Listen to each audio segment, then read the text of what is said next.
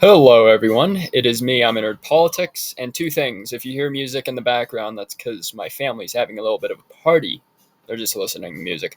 And two, yes, I'm completely sunburned on my nose and a little bit on my face. I was doing a little bit of festival work with my dojo uh, this morning. Got a little hot outside, and I put sunscreen basically on everything but my nose. So I look ridiculous. I look like someone put a red button on a gingerbread man, but it was in the wrong place. It looks stupid. Um, but this isn't really political. I mean, it's put on the political channel, but to be fair, this is general commentary. So a lot of my viewers are kind of older, and there's nothing wrong with it. Personally, I have no problem with older viewers on my channel. But if you're a younger viewer, I just heard this today, but apparently it happened yesterday, but it wasn't being addressed till today. The former CEO of YouTube, Susan Wojcicki, I think it's Wojcicki, I think, died yesterday on August 9th.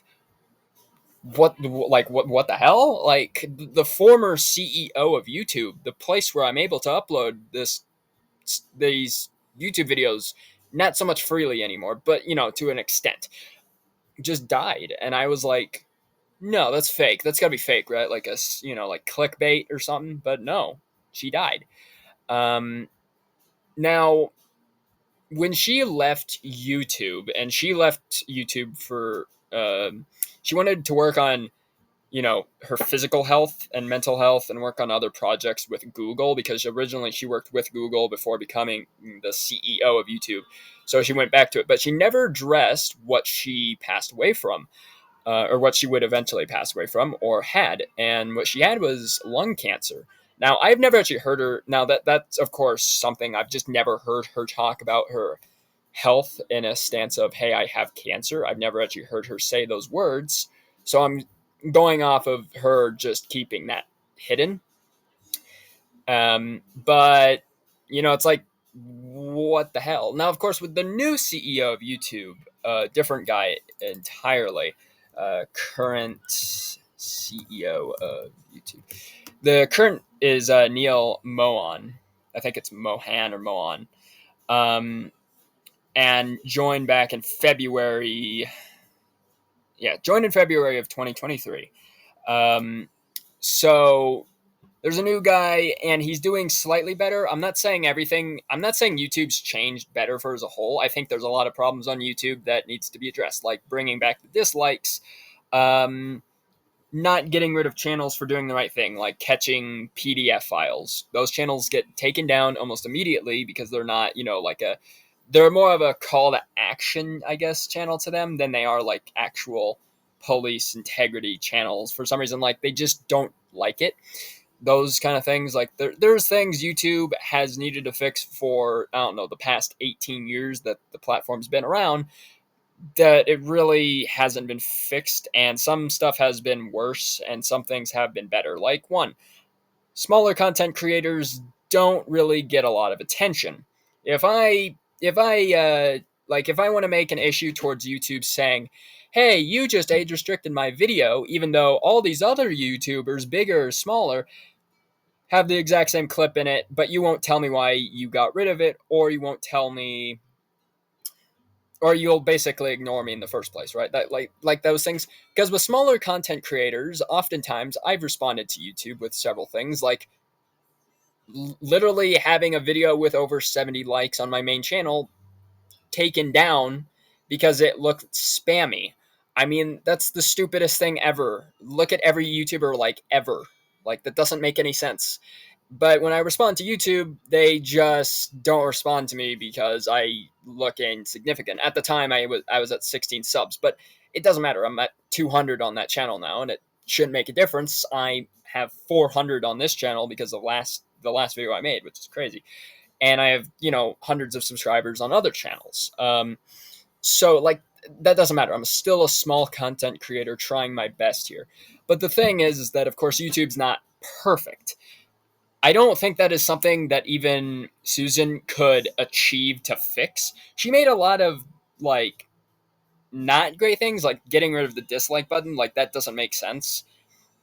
and then doing a bunch of other stuff. There's times, like if you've seen Corey Kinchin's video on, YouTube being either racist or favoritists, or of the two, both of the two, you'll notice like YouTube will shout out like, "Hey, subscribe to these black YouTubers, subscribe to these African American YouTubers, subscribe to these Native American YouTubers, and subscribe to these, Asians," and like there's nothing wrong with that. I just don't know why YouTube, specifically under what Susan did, would think to be, if I call out certain minority groups, then we're better because they're not getting support. I would guarantee you a lot of creators, not even have to be based on their skin color or their sexuality, are not all dead and insignificant because of their color, sexuality. Now, do you see a lot of women who superiorize on YouTube? No, you don't. Besides Jenna Marbles back in the day, there hasn't really been a lot. And have you seen a lot of African American or people of color who have rose to the top even today? Besides India, no, not really. Corey Kinchin, he's huge. He's the only content creator who could be gone for 10 years straight, come back and have an amazing comeback, and no one would even notice. He's the only YouTuber who could do that. Everyone else would fail trying.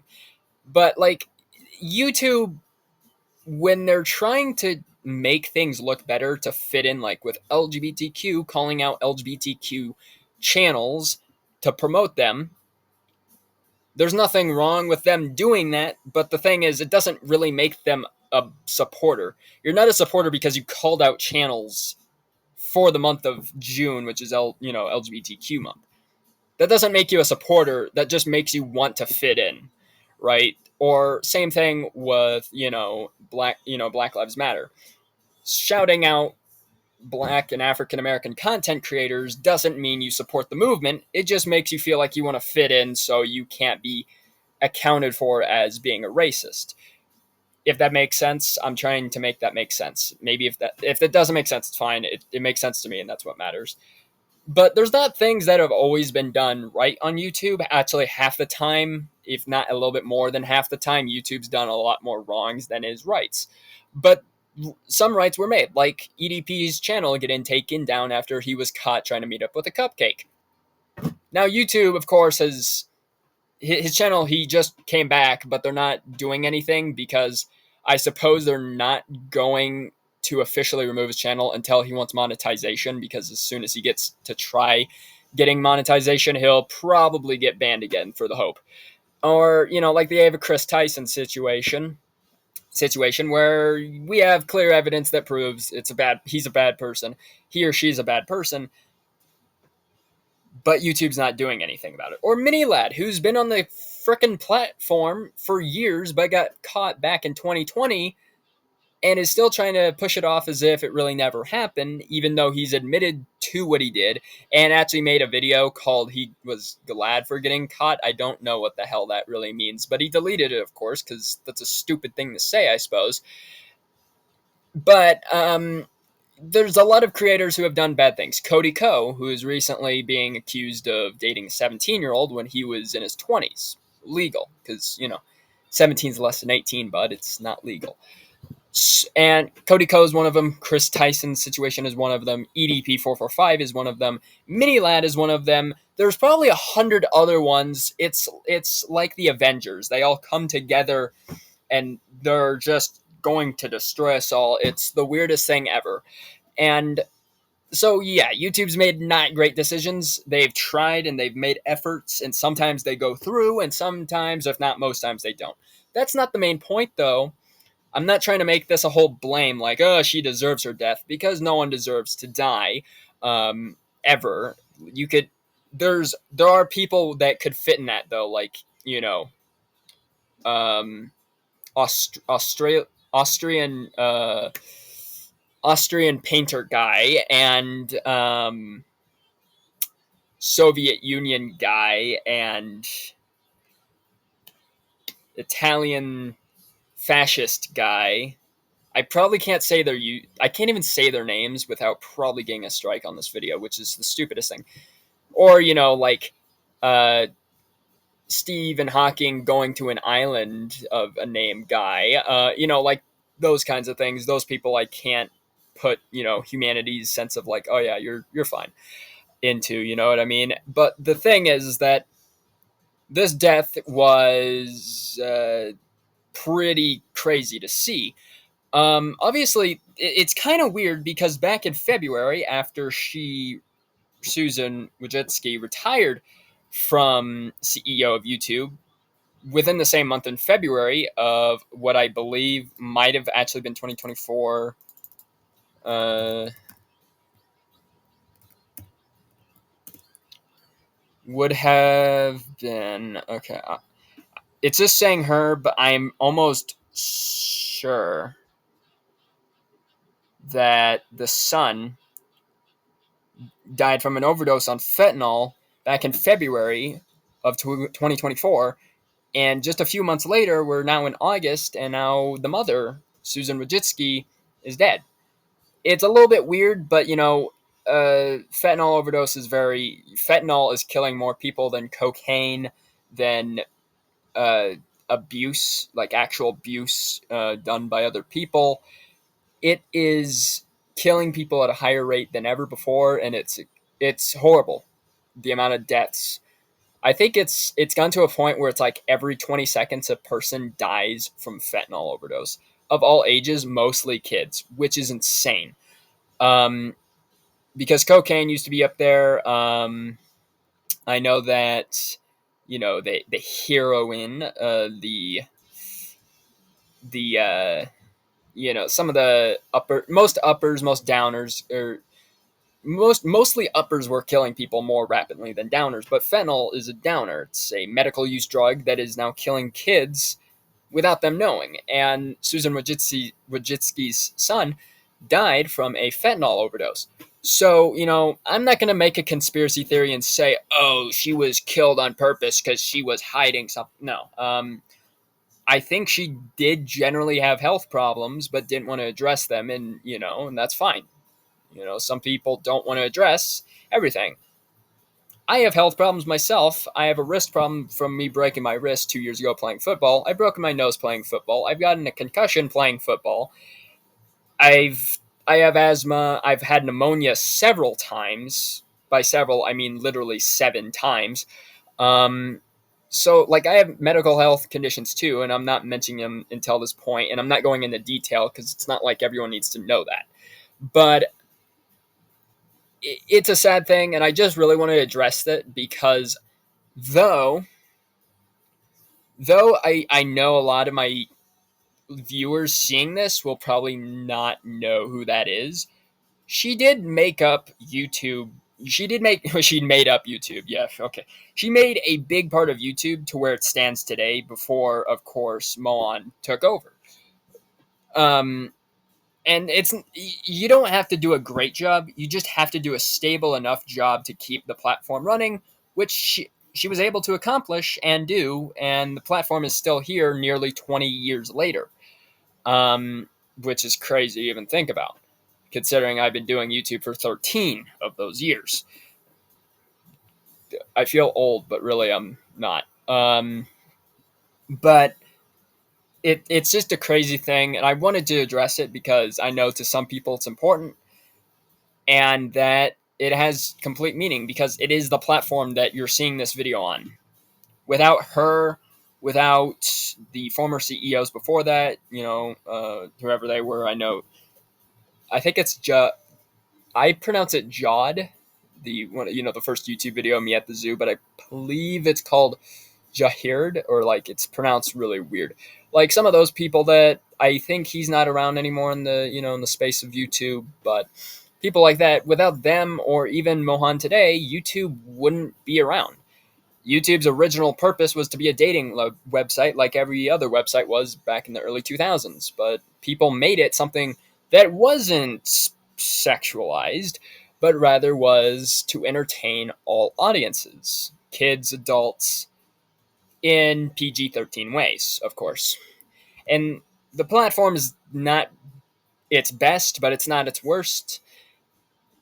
There's things that need fixed. There's adjustments for everything. And generally, I just feel bad because she was 56. It's not that old. It's, and of course, her son was only 19. Like, they died both very young. And, that's going to be harder, I think, on the father who's still around, just because you have no one to be with. Well, I would imagine they had more than one kid, but that doesn't make up for it. You lose one kid and you lose your wife. It's like, it sucks. So, my condolences are out because as much as I've been pushed down by YouTube, as much as every other creator on the platform has been pushed down by YouTube on their not so great policies, I feel bad because no one deserved to die. Cancer sucks. I've talked about it in my own main channel about Technoblade dying. We know that not many YouTubers have died, but when they do, it sucks, and you just gotta feel bad. I don't know a single YouTuber who would, besides EDP445 or Minilad or any of them, that would die and I wouldn't, have condolences. There's people I don't like on the platform who really haven't done nothing wrong, but they like Logan Paul. Like, I don't like Logan Paul, but if he died, I wouldn't be like, oh great, right? Like, I'd be sad because it sucks. So my condolences are out for her family, um, everyone who uses YouTube still to this day. There's billions of users per month. So I just figured I'd make a video about it because I know it is important to the right people. But yeah, I will probably see you all in the next, of course, political video. But I just wanted to address this because I thought it was important. But of course, until then, I will see you all in the next political video.